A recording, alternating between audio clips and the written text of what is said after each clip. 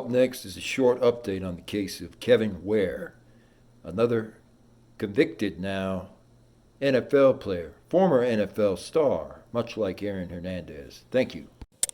Investigators looking into the disappearance of Mrs. Taylor Pomaski believe that they have encountered her human remains discovered in a nearby county in Texas. The Harris County Sheriff said they excavated the site in North Harris County and found these remains that must be related to Taylor Pomaski's sudden disappearance last fall. Pomaski was seen at a house party on April 25th at a home she shared with former San Francisco 49ers tight end Kevin Ware. The remains were not identified, but the sheriff's office states the investigators believe them to be related to Pomaski. No charges were filed against Ware as yet, but prosecutors stated he was a suspect during prior bond hearing on a gun and robbery charge. So they identified in April, just a few days ago, that this was in fact Taylor Pomaski, unsurprisingly. So he's been involved in a number of these homicides, and so this is going to be covered in a very important update here. Thank you. Homicide investigation of Kevin Ware.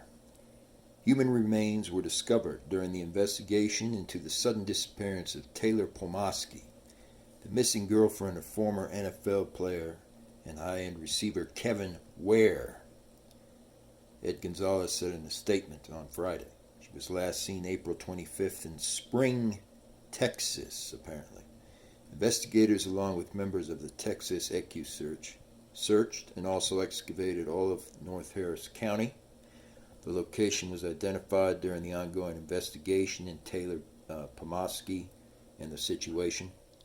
They were later determined by the HC Institute of Forensic Science to be human remains. Gonzalez went on to say it's unclear if the identity of these remains is in fact Taylor, but added investigators believe they are related. On May 19th, the case was transferred to the department's homicide and investigation.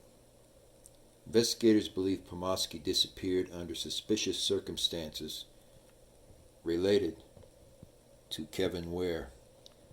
Ware was an NFL tight end and receiver for a total of 16 NFL games between 2003 and 2004 as well.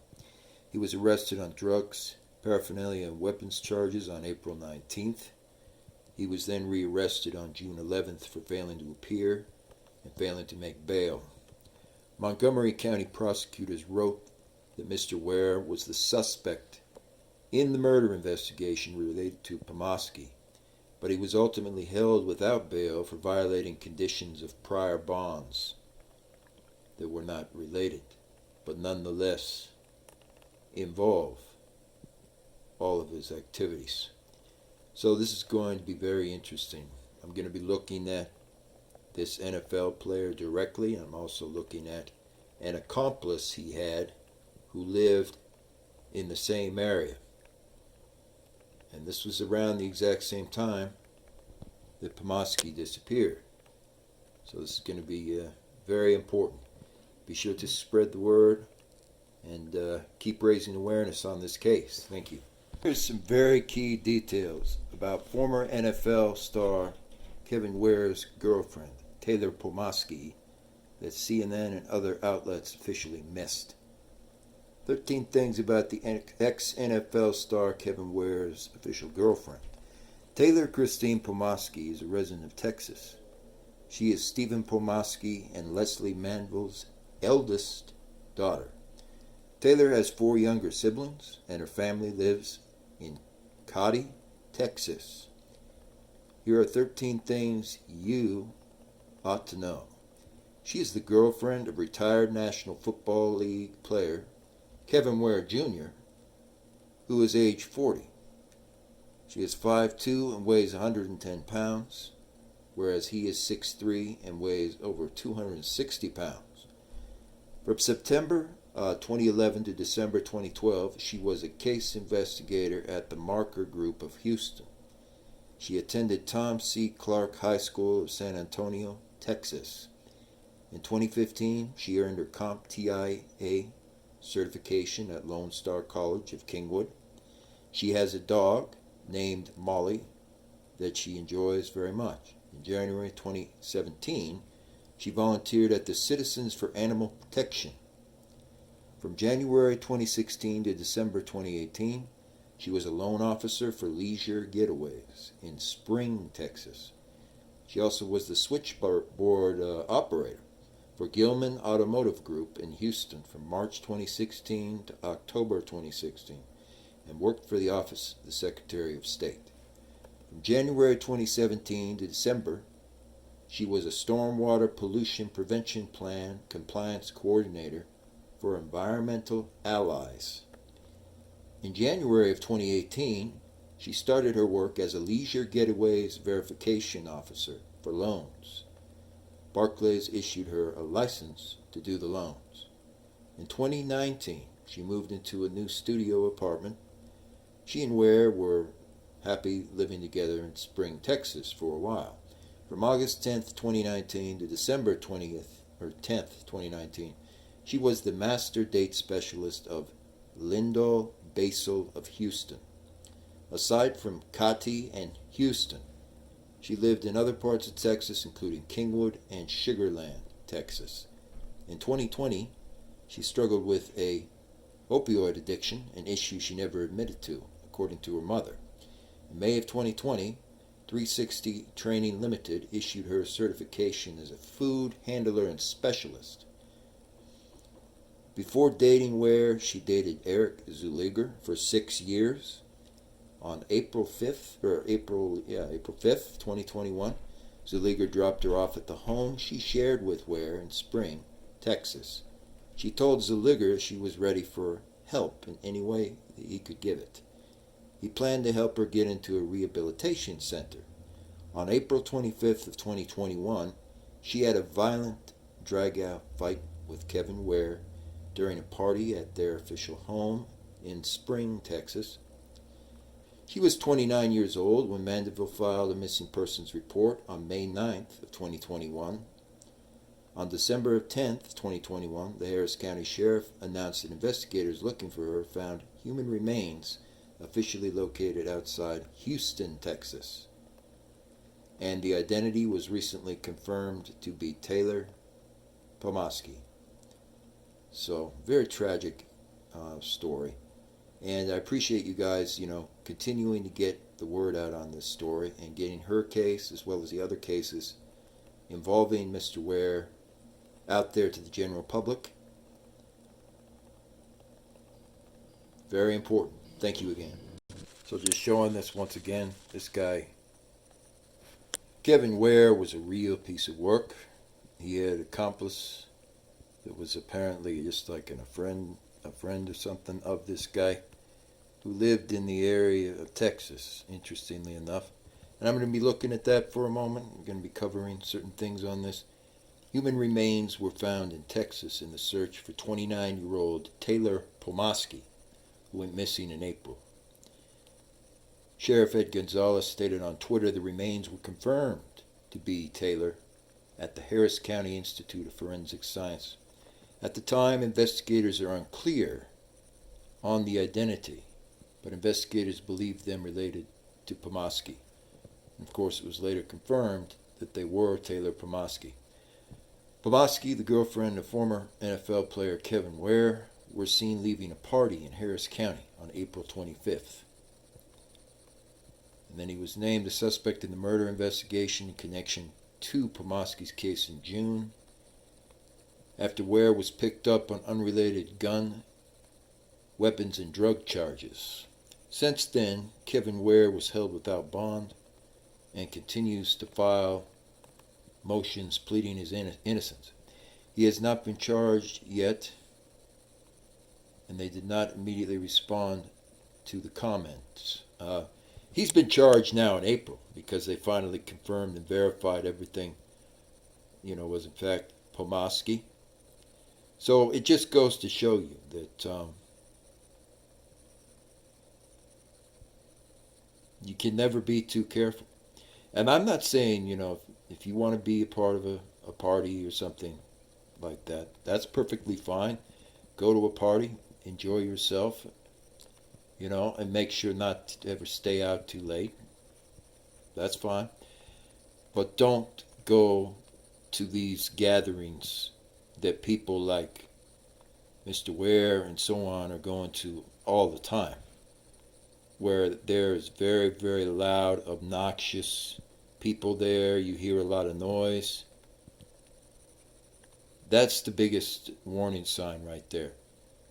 If you want to avoid a situation, whether it be a place in public, at a train station or something where you hear a lot of noises at night, or even a party indoors somewhere at someone's home where you hear a lot of noise and obnoxious things going on, then the number one thing that you want to do is listen to see if it's really, really loud.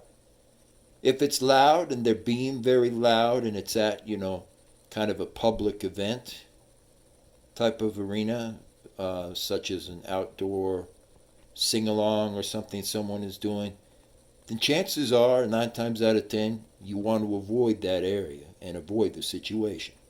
Same thing if it's a party. If it sounds really loud and people sound like it's kind of obnoxious and similar, you want to avoid the situation.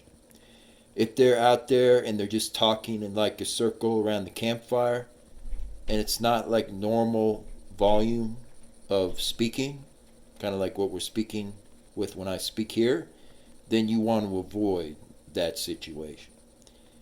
9 times out of 10, if it's an event that's going on and it's very loud and it sounds like there's some obnoxious things happening, it's just good to not attend. And this is the reason why. This is where 9 times out of 10, unfortunately, bad things will happen. And even in the cases where we think it's so innocent and we think we can just go to the dance or something and just go home, chances are, if there's any part of it that sounds really, really loud for some reason, then that's not going to be the case. So the moral of the story is, yes, avoid any types of situations that sound like there's a lot of noise and it's really loud and similar, because chances are you are in the right frame of mind to avoid it, and you're getting the warning signs early. So thank you again. Please continue to get this case spread out there far and wide. There's very few who know about it just yet. Thank you. In conclusion, all I was going to point out about that is it's sort of the deal that the enemies of society, so to speak, certain people in public places, without naming names, they had thought that I was not paying attention to the kind of NFL stars and NFL issues that have been going on. But of course, if you check my log of videos, at least 3 to 4 months ago now, the first video officially went up on Aaron Hernandez, of course.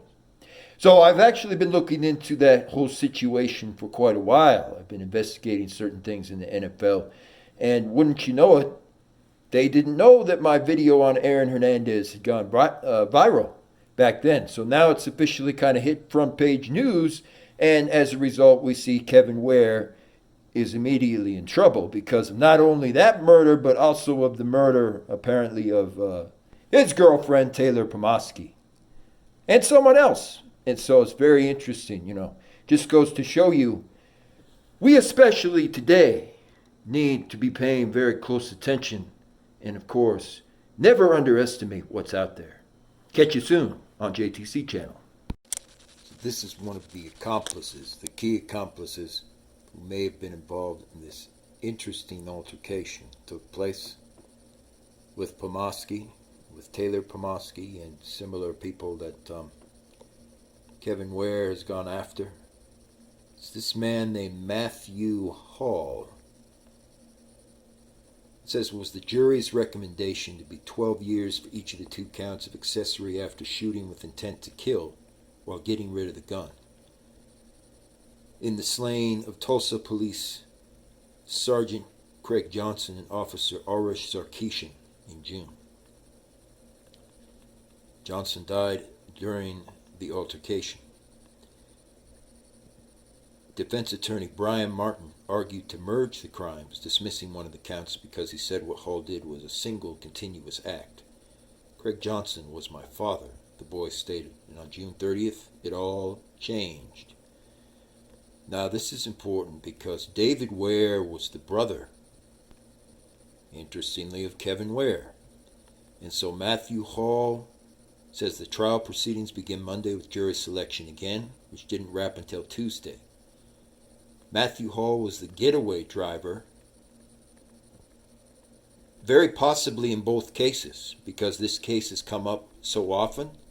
He was the getaway driver for both David Ware and Kevin Ware, who nearly got away with murdering Taylor Pomaski. Closing arguments stated Assistant Attorney Kevin Gray. Did it help? Did it work? That was the question the defense asked. The defense's request to you is to filter punishment based on the fact that what Matthew Hall did not work. Just because he's a lousy criminal, that doesn't make Hall's crimes any less shameful. Just because he's bad at his job as a criminal does not mean that what he did wasn't wrong. Martin told you that all Hall wanted to do that night was stop hurting because of drug withdrawals. Matthew Hall had a series of choices. When David Ware answers the phone call that night and begs for help because officers are violating his rights, Hall did not have to go up there to shoot them. Hall went to the scene where he knew the drug dealer was armed and a confrontation ensued. Right there near Broken Arrow. When the man takes off, he doesn't take David Ware to his apartment 3 blocks away. Hall takes Ware to his very own home in Broken Arrow, Oklahoma. This is a series of choice that put a rookie cop in a surgical suite instead of a patrol car. And believe me, because of the particulars on this, there's going to be a part 2, no question. But we all thought that this was over with and that Matthew Hall was under arrest, but apparently this is not the case. Yes, he's literally loose right now. And he either got out on probation, which he may have.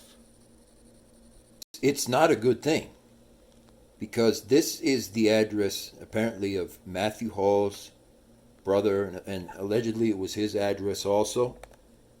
And I'm not saying that Matthew Hall murdered anyone, but he was, especially in this case, a getaway driver for a couple of people. And so there's no reason that he should be walking around free right now, because he was a getaway driver, for this convicted killer. And apparently this killer, Kevin Ware, did some really terrible things. So he should be at a very different kind of schooling program right now, no question. This is where he lives over here in the projects, or where his brother lives right now. We can see this is a very, very rough neighborhood. It's got some strange housing complexes, and definitely some strange unmarked cars as well. So I appreciate you guys, keeping up to speed on this. Definitely get this out there to the public. People need to know that Matthew Hall is loose, and he shouldn't be loose. No way. Because he was a getaway driver for a convicted murderer. That's the problem, right? That's right. And so he needs to be, at minimum, on a very serious parole program, not running around on the streets of Philadelphia like this. We can see this area here is just unsettling. It's kind of a very run-down neighborhood and so forth. And this is, in fact, the same man, Matthew Hall, who helped Kevin Ware get out of the area. And he's been involved in several different illegal drug deals, no question. Some of the interesting things about him is he was involved in a grand larceny and attempted murder on someone. attempted third-degree larceny, and so on. So I'm not clear if he's even supposed to be loose. Okay. He may not really be supposed to be purposefully loose. It may be that he escaped. But he is right now in the area of the Tulsa, you know. And there's that address that kind of proves it's him. He's got this bulldog football address and so forth. So I take it very seriously, folks. I don't think that players that were formerly of the NFL, after some of the behaviors that have been seen, that they should be loose or running around loose right now, for sure. So, and he also has many charges on burglary and grand larceny for various companies and so on in Oklahoma, interestingly enough. So, yeah, continue to get the word out there. Let's get the word out on Taylor Pomaski, because I'm certain there's probably some other victims, young women, young men, so on, who will thank you profusely. I appreciate it. Once again, always right here, we fight crime at the most surprising times. JTC channel.